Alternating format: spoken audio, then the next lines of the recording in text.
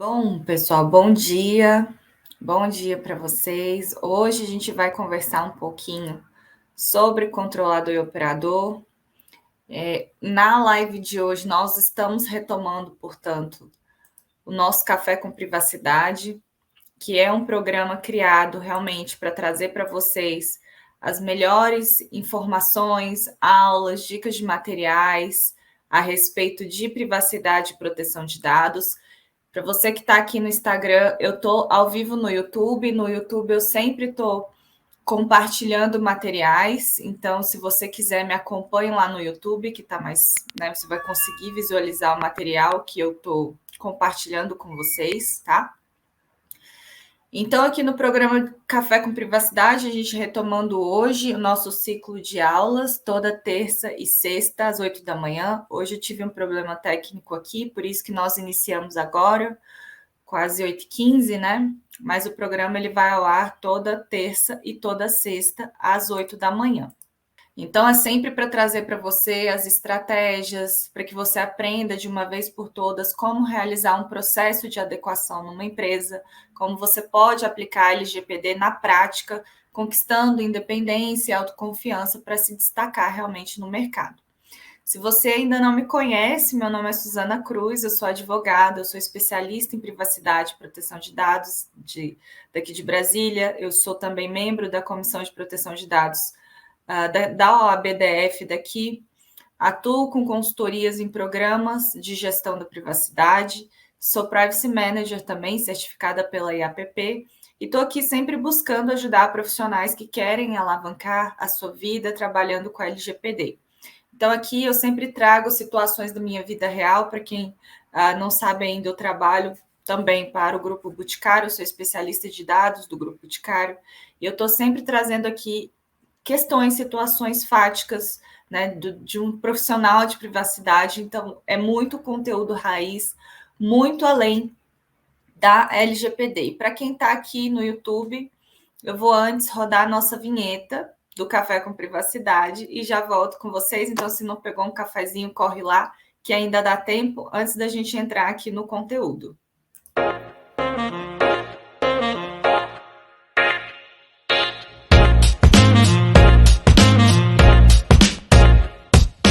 Então, para quem está aqui no YouTube, como eu avisei para vocês, gente, que vocês estão aqui no Instagram, se quiserem, vão lá no YouTube, porque eu vou compartilhar material. Já estou colocando na tela, o link está aqui na descrição da minha bio, então você pode assistir lá do YouTube e ver o que eu estou apresentando de material. Uma coisa importante, sempre que eu terminar as lives aqui, as nossas aulas ao vivo, eu vou deixar lá no grupo do Telegram todo o material, tudo que eu acho importante, material complementar para vocês estudarem, e também o PDF da nossa aulinha de hoje, gratuitamente lá no grupo do Telegram. Tudo isso tá lá na minha bio, no link você consegue direcionar aí, direto lá para o canal do Telegram ou do YouTube, tá? Para me acompanhar aqui direitinho. Então, nosso assunto de hoje é esse tema, como você pode aprender, né? Como você define as figuras de controlador, operador e co-controlador dentro da LGPD. Um tema que sempre tem muito debate, muita discussão, muita dúvida. Então, sempre que eu posso, eu estou aprofundando com vocês esses assuntos aqui. Então, hoje a gente vai falar um pouquinho de conceito, né? Quem são essas figuras? Quais são as principais diferenças entre eles? Quais são os erros que a gente vê de interpretação quando a gente está lidando com essa interpretação de controlador e operador, e algumas dicas que você pode seguir para nunca mais, né? Para evitar, pelo menos, o erro. Eu garanto que se você seguir esse questionário, esse mini questionáriozinho aqui, você consegue ter uma visão mais clara de quem são esses dois agentes, tá? Sempre gosto de falar para vocês a respeito da legislação em si. A própria LGPD, ela vem trazendo ali uma série de conceitos que a gente tem que observar. Então, lá no artigo 5º, no inciso 9º, sempre ressalto com vocês, leiam a legislação. É importantíssimo ler a lei, a letra de leis, principalmente quando você estiver estudando, porque você consegue, de fato, assimilar o conhecimento. Não quero que você saia lendo o LGPD de maneira indiscriminada. Você precisa ler a legislação com estratégia. Então, sempre que você estiver estudando, vendo uma live, assistindo uma aula aqui comigo, tenha a LGPD na sua mão, que isso vai facilitar para você na hora de fixar o conhecimento, né? Então, se tiver oportunidade, abre aí a legislação, abre aí no seu navegador, lá no artigo 5º vai ter escrito assim, inciso 9º. Os agentes de tratamento são o operador e o controlador. E aqui, quando eu estou falando para vocês de agente de tratamento, a gente está se referindo à entidade como um todo, né? Não é porque um funcionário, isso acontece bastante, que eu quero, né, já desmistificar com vocês. Não é porque o funcionário ele está ali realizando uma atividade dentro da empresa que ele pode ser considerado operador e a empresa ou o chefe dele, um diretor, um gerente, vai ser o controlador, né? Então, isso é um primeiro erro fatal que nós vemos aqui no momento de designar quem é operador e quem é controlador.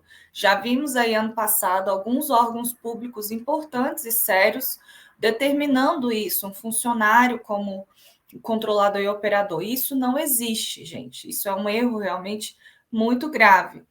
Um exercício prático que eu gosto sempre de fazer com vocês é o seguinte: imaginem comigo. No caso de uma empresa, acontece ali um incidente, né? Um incidente, um vazamento, qualquer incidente de segurança com esses dados pessoais. Quem é que vai ser chamado para se pronunciar sobre esse caso, né? Sobre esse vazamento? Vai ser a empresa ou vai ser o funcionário? Vai ser a empresa como um todo, vai ser aquele CNPJ, aquela entidade, ela que é responsável pela guarda, né, daqueles dados pessoais, pela segurança dos dados pessoais, pelo tratamento correto daqueles dados. Então, sempre que a gente pensar em agente de tratamento, que a própria legislação vem falar que são agentes de tratamento controlador e operador, a gente precisa sempre lembrar da entidade como um todo, tá? E nunca tentar pessoalizar isso num funcionário que está ali realizando uma atividade, enfim, trabalhando numa empresa, tá bom? E existe aquela outra questão que sempre me perguntam: Suzana, mas uma pessoa física não pode ser controladora? A gente considera, sim, uma pessoa física, ela pode ser controladora quando ela estiver tratando dados com uma finalidade econômica. Ela sozinha tratando dados com uma finalidade econômica. Então, se ela age independente, em nome próprio, né, se ela não está subordinada a nenhuma pessoa jurídica, se ela não é membro de uma empresa ou de um órgão público e ela trata dado pessoal com finalidade econômica para ela mesma, sim, ela é, então, considerada uma controladora. Quando que isso acontece? Um exemplo disso: advogados, contadores, médicos, né? Sempre gosto de dar aquele exemplo também para diferenciar vocês, a pessoa física controladora, da pessoa física comum. Então, por exemplo, se eu, né, sempre trago esse exemplozinho para vocês. Se eu estou fazendo uma festa de aniversário e vou colocar ali na portaria do meu prédio uma lista de convidados, né? Coloco lá uma lista com 20 nomes. Eu vou estar tratando dado pessoal?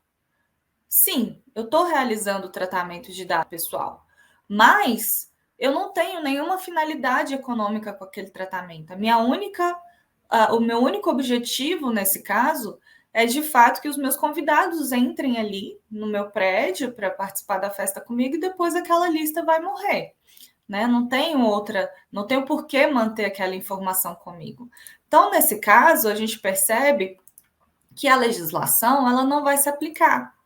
Porque, embora eu esteja tratando do dado pessoal, eu não estou fazendo isso, eu não estou realizando o tratamento com uma finalidade econômica, tá? Então, sempre pensar que para ser controlador pessoa física, né, diferente do que a gente está falando em relação a um órgão, uma empresa, um funcionário que está lá, ele está tratando, até que ele, né, embora ele esteja tratando dado pessoal com finalidade econômica, não é para ele. É para um terceiro, para a empresa que ele está prestando serviço. Ele está amando de alguém ali, né? Então, nesses casos, a gente consegue diferenciar que a pessoa física ela só vai estar tratando o dado com finalidade econômica quando é para ela, quando ela está dentro ali de uma operação de maneira independente, como eu coloquei para vocês como exemplo, um advogado, um contador, né, um médico, um professor, uma pessoa que está ali dando aulas de maneira independente também, que tem o seu próprio curso. Tudo isso são circunstâncias em que a gente trata dados com finalidade econômica de maneira independente, tá? Sempre gosto de trazer aqui para vocês aprenderem a diferenciar o controlador do operador alguns exemplos, né? Então, assim, o controlador, ele sempre vai ter um poder de decisão em relação àqueles dados pessoais. Ele que define quais os dados pessoais serão tratados e para qual finalidade eu vou estar tratando aquele dado, né? Trouxe aqui para você no slide, para quem está aqui no Instagram, estou ao vivo no YouTube, e eu sempre trago aqui para vocês alguns exemplos, mas conceitualmente falando, algumas características do controlador que a gente precisa observar, que estão lá na legislação. Ele tem autonomia, ele sempre vai poder decidir sozinho a respeito daquele tratamento, né? Então, ele tem poder de decisão. Ele que define a finalidade do tratamento, ele que define quais os dados serão tratados, por quanto tempo eu vou tratar aquele dado, qual que é o período de retenção que eu vou ter, né, para aquela finalidade, com quem que eu vou compartilhar, né, e para qual finalidade vai ser esse compartilhamento. O controlador também, ele tem maior responsabilidade em relação ao operador. Ele que precisa atender, estar ali em contato com os titulares, fornecer, né, o exercício dos direitos dos titulares, o controlador faz isso.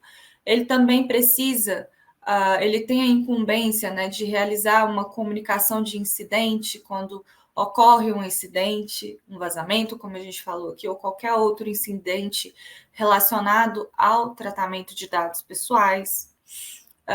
O controlador ele também precisa designar o encarregado de dados, a menos que a gente esteja falando de agente de pequeno porte, que acabou de sair uma publicação de uma resolução de uma norma, né, pela NPD.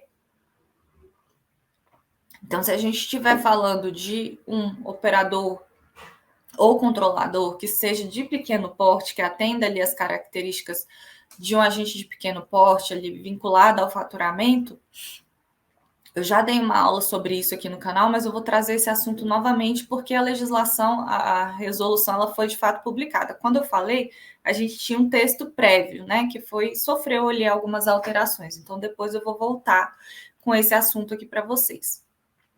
Então, se for um agente de pequeno porte, é dispensado essa questão da nomeação do encarregado. Agora, se a gente estiver falando de um agente que não é um agente de pequeno porte, é obrigação do controlador designar um encarregado de dados, tá? E também é responsabilidade dele realizar o relatório de impacto à proteção de dados pessoais, tá? Então, são algumas responsabilidades que o controlador tem e o operador não vai ter nessa magnitude, tá? Outro exemplo, o controlador ele precisa de fato controlar, coloquei aqui para vocês no slide, controle. Ele precisa controlar a atuação do operador, ele precisa designar ali para o controlador como que ele vai operar esses dados, para qual finalidade, por quanto tempo, né? Então, ele precisa também estar sempre ali sabendo, né, auditando, investigando, nem que seja numa renovação de contrato, enfim, instituir procedimentos e medidas para saber se o controlador, se o operador está, de fato, tratando aqueles dados da maneira que ele designou. Então, avançando aqui também no slide, o que o operador faz? O operador ele vai realizar o tratamento em nome do controlador. Então, eu recebo aqueles dados, se eu estiver numa circunstância de operador, estou recebendo aqueles dados para tratar aqueles dados estritamente da maneira que o controlador me passou. Então, eu vou ter esse cuidado, eu vou ter que ter esse cuidado de seguir essa orientação. Se o operador eventualmente não seguir as orientações do controlador e tratar aqueles dados para uma finalidade diversa, ele corre o risco de responder solidariamente ali com o controlador em relação aos danos causados, né, em decorrência daquele tratamento dos titulares. Então, é muito sério quando a gente fala em designar operador e controlador, porque existem uma série de responsabilidades que uns terão e outros nem tanto. Não é que o operador não tem que ter controle, não tem que ter segurança, não tem que implementar medidas técnicas, né, e administrativas para tratar aquele dado. Não é isso. Ele tem também muita responsabilidade em seguir a legislação quando ele está tratando os dados pessoais. Mas, essencialmente, ele precisa seguir principalmente as orientações do controlador.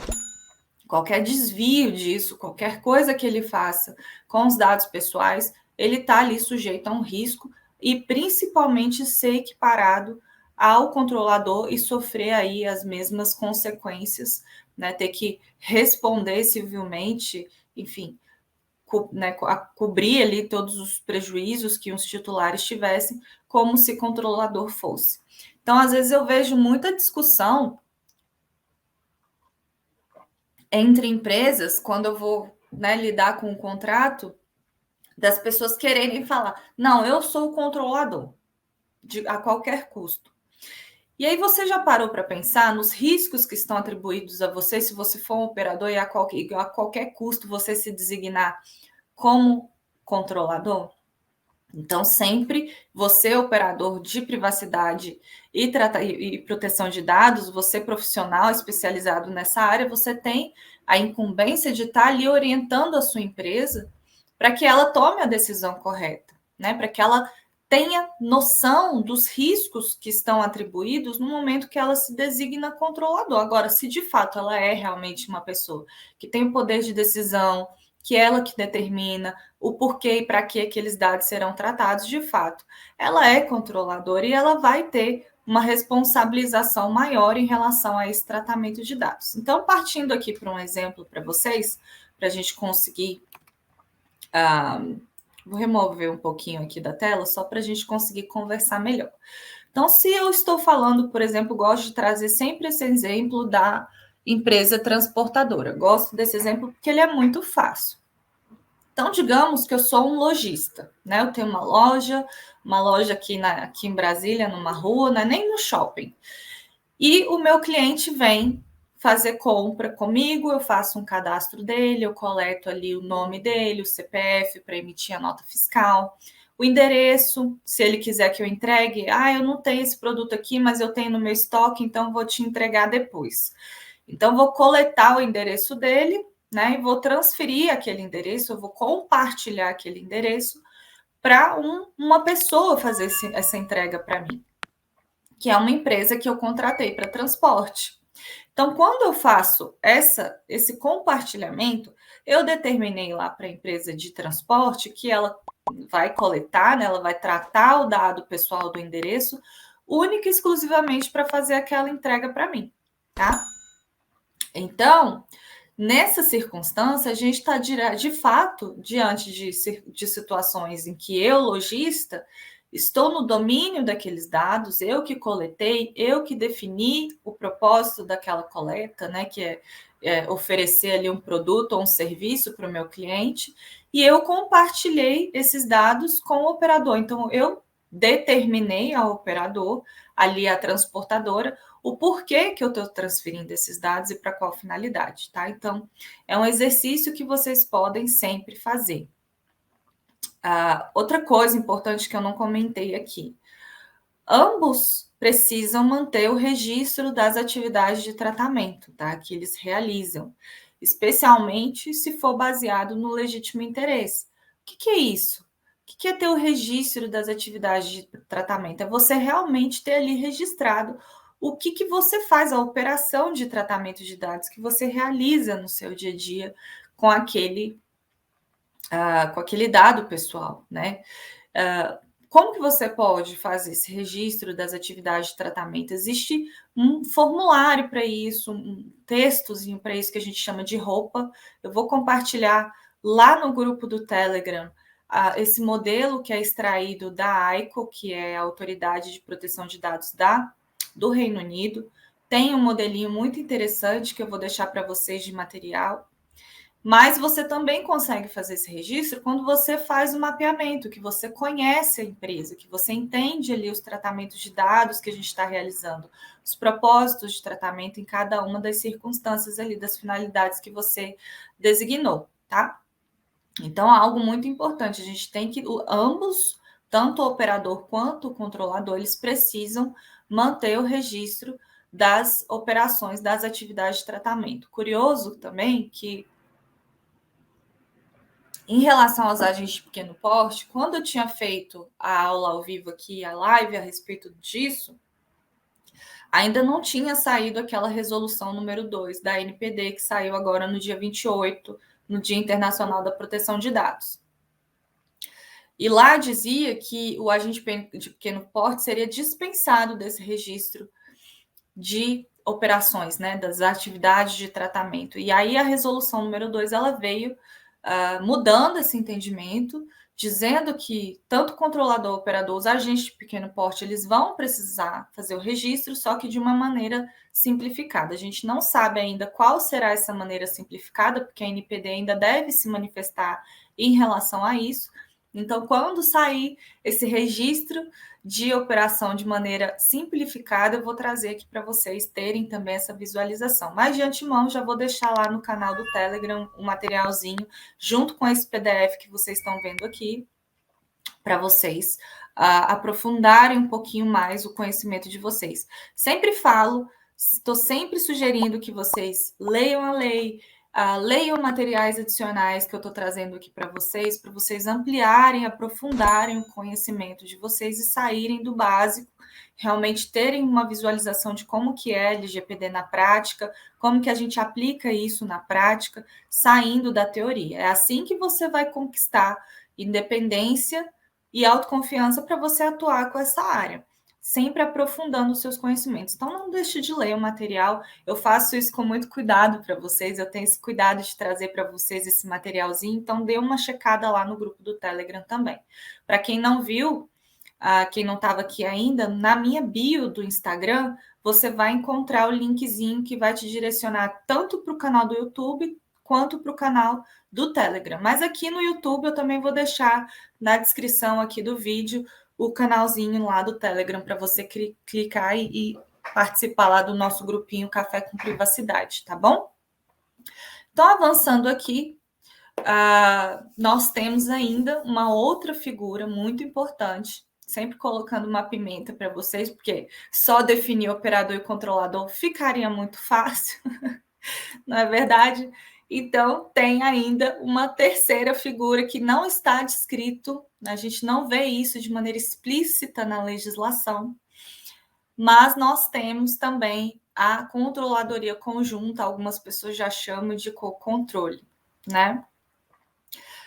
O que é isso, né? Vai depender muito do contexto, mas a depender ali da operação, a gente vai ter dois ou mais controladores, né? Uma multiplicidade de controladores dentro de uma operação. A gente não tem necessariamente um operador envolvido, mas a gente vai ter uma multiplicidade de controladores, dois ou mais controladores envolvidos numa mesma operação de tratamento de dados. E como que funciona isso? Quando a gente está falando de co-controle ou de controladoria conjunta, um não está a serviço do outro. Ambos aqui vão possuir um poder de decisão em relação àquele tratamento de dados, tá? As decisões aqui, elas são comuns. Essas entidades, elas vão possuir uma intenção em comum aqui sobre as finalidades, sobre os meios de tratamento. Elas vão, de fato, tomar essas decisões em relação ao tratamento em conjunto. Então, sempre trago para vocês quais as dicas que vocês podem seguir para definir direitinho essas figuras. Aqui existe uma listinha que eu também vou deixar no grupo do Telegram, gente. Lá vai ter muito material para vocês. Não perca a oportunidade de participar desse grupo, porque realmente eu vou deixar tudo que eu acho importante lá. Existe uma listinha que a própria AICO disponibilizou, tá em inglês.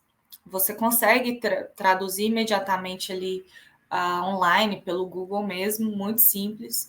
Que você tem uma relação de perguntas que você pode realizar, que vai te ajudar a ter mais clareza na hora de definir ali no contrato quem é quem.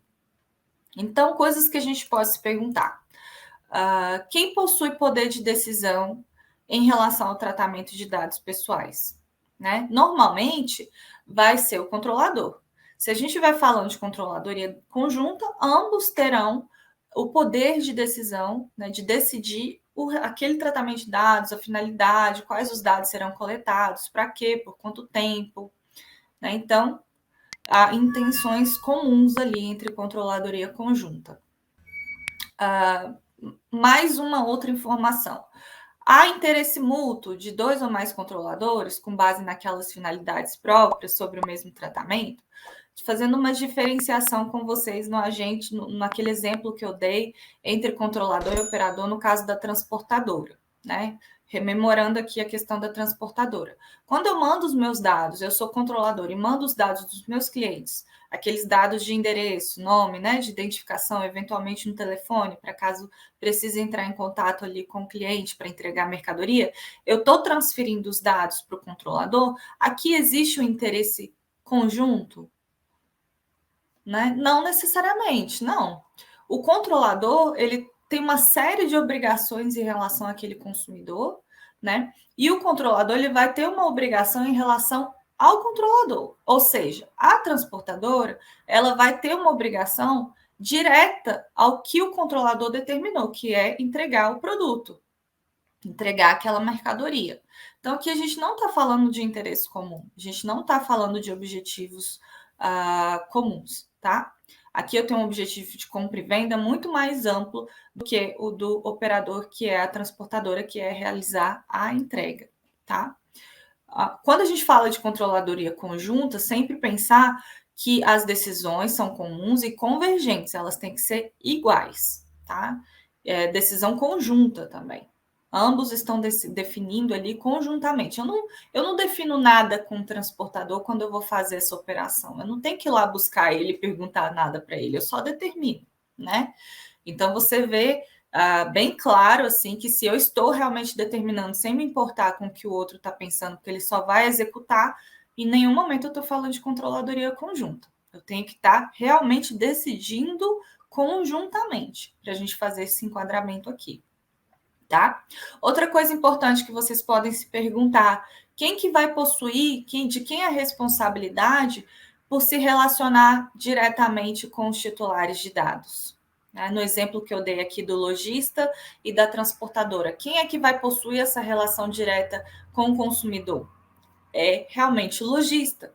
O controlador, o operador, a transportadora até pode entrar em contato ali com o meu consumidor, mas de repente, porque o endereço deu errado, alguma coisa aconteceu, desde que eu autorize, né? Desde que eu defina que, olha, você também pode operar, tratar o dado pessoal do contato, caso você tenha algum problema no momento da entrega da mercadoria.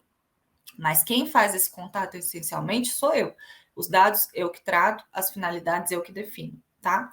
Então, aqui, se você tem, outra pergunta que você pode se basear é: sou eu ou é ele, né? Ou somos nós dois e em pé de igualdade que vamos ofertar ali ao titular o exercício dos direitos que ele tem em relação ao LGPD, tá?